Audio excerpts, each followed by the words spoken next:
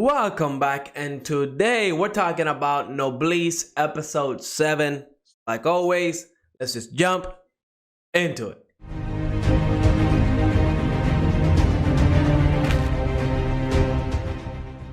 Episode 7, we are seeing the aftermath after the fight against the Union organization. We see that Rai went full power mode and just destroyed everybody. And of course, Frankenstein, we also got to see him kind of release his power. Both of those two characters are on their own league. I mean, they're definitely OP, and I don't think nothing is going to come close to them. But of course, we found out last episode that Rai kind of has an effect. Every time he uses his power, he's bleeding out of his mouth. So it's definitely dangerous for him to use that power way too many times. So, you know, the little family is growing bigger, right? We got Takeo joining, and we got the little hacker guy also joining. And of course, we see M21. He's still alive and kicking. So that's awesome. Now, this episode at the very beginning, it felt like filler to me, right? It felt like it wasn't really moving the story forward. It wasn't until we got to the end of the episode that everything else made sense. But before we jump into it, let me remind you to like and subscribe. It definitely helps the channel out, and I greatly appreciate it. But essentially, this episode, we go back to that school life, right? Where we see Yusuke and Manobu kind of just being nice, kind of enjoying life. They're all healed up. Nothing, I mean, they're not hurt. Everything is good. And they go back to school. We see that Takeo and the hacker, I forgot his name, they're back at school as security guards along with M21. All the girls are in love with the new bodyguards. I mean, it's crazy. It almost feels like a shoujo anime, right? But it's not. I feel like this is more like a shonen. But, you know, it was kind of funny, right? Like the first 15 minutes of this episode was legit funny because it's about love, romance, and who is Yusuke in love with or has feelings with, right? He has feelings towards Seida, and that was really funny because, you know, Seida, she's a whole different breed, right? Like, she's one of the nobles. She's definitely OP. It's crazy. Like, we don't really know too much about her. And it was a nice episode to actually get to know Regis and Sierra a little bit better. But we didn't get that quite, right? We didn't quite get that. Instead, we got just all the different characters, you know, Takeo, the hacker, even Rai was joining in, right? Rai was giving orders to everybody to help Yusuke out with conquering Seida's heart. It was funny. It was really heartwarming, right? Heck, even in the basketball game, it was absolutely crazy how everybody was taking it way too seriously. Like, the whole game was meant for Yusuke to show off in front of Seida, so, you know, she will fall in love with him or have feelings for him. And it turned out to like a full-on competition against Takeo, Regis, M21. Everybody was taking it serious. And when Rai got the ball for the first time and he traveled, like, it's just kind of insane because here we have this insane, powerful person, and then we have a human kind of calling travel on him. And like, if he knew who Rai was and how strong he probably would not have said anything. In fact, whenever he committed the little foul in the game, like, everybody else was in shock because, you know, he was called out. It was really funny. Heck, even when we got to see Takeo kind of shoot the last shot and win the game, like, that just ruined Yusuke's game because, again, he was just trying to show off. They came up with this plan to make him look good in front of Sierra. It was really funny. Heck, even when Yusuke was asking for help, right? Whenever Yusuke went to the bodyguards and was asking for help about romance, they all left. They all didn't want to deal with it. It wasn't until Rai showed up and kind of, you know, gave the order for them to help.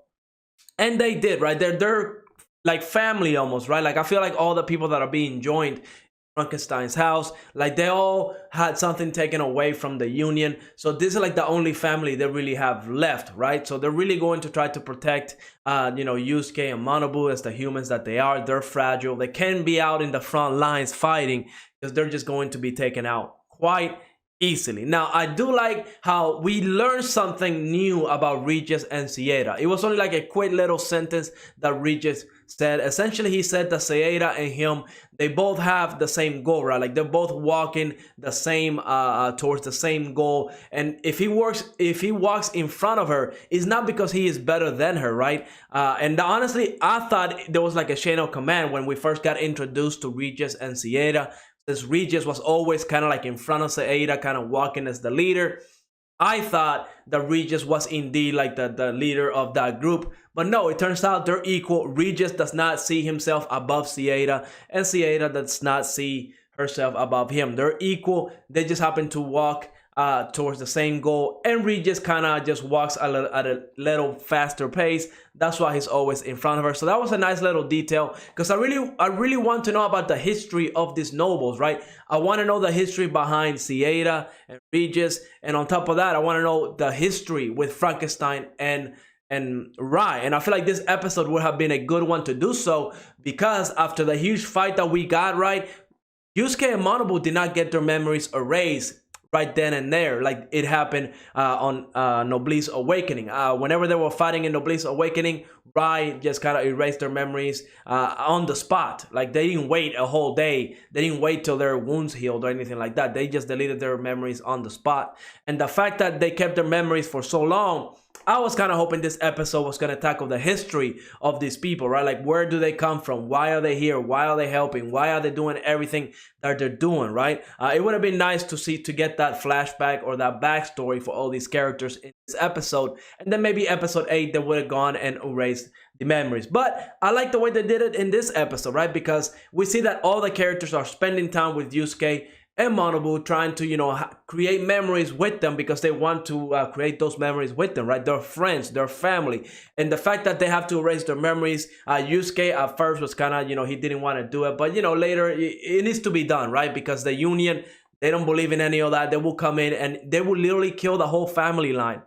Keep their secrets a secret. So this is the best course of action that they could take. And, it was kind of sad, right? Because essentially, whenever we see Manabu and Yusuke again, they're going into the school and they don't even know who those people are, right? They don't remember the bonds, the family that they became with the bodyguards, Rai, Frankenstein, and all of them, right? So it was a little bit sad, but it had to be done, and I like the way they went about it. At first, I wasn't too happy because, again, the first half of the episode to me felt kind of filler, but it did a great job at creating those connections with all these different characters. So when the memory erasure came around, it would kind of hurt a little bit, right? It would kind of hit our feelings a little bit.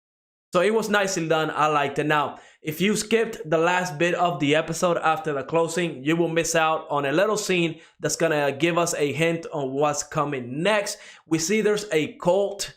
That's what it looked like to me, a cult of people. And they were talking about Regis and Cieta. They were saying that after their last report where they found another noble, they ceased all contact with this cult.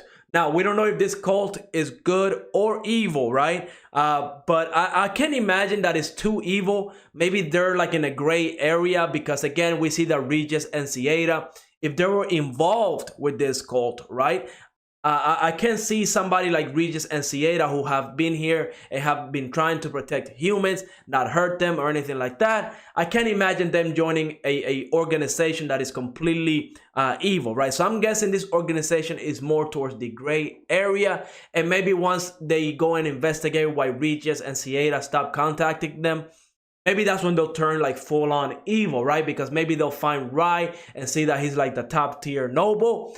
And, they might try to seek that power. They might try to kill him. Whatever the case may be, that's when that cult might actually turn evil. But as of right now, I honestly think that cult is more like in the gray area where they do some sketchy stuff, but they also kind of protect humans here along the way. So we'll see where this episode is going to go, where episode 8 is heading. I am excited for it because the introduction of this new cult might be something interesting. We might learn stuff about the past and where the nobles come from. And we'll see where it goes. Overall, good episode. I kind of wish we got more flashbacks and more backstory about the characters that I care about. But eventually, I'm sure we'll get that. Maybe season 2. Maybe. Who knows? But let me know in the comments what you thought of this episode. And like always, leave a like, subscribe, and I will see you on the next episode.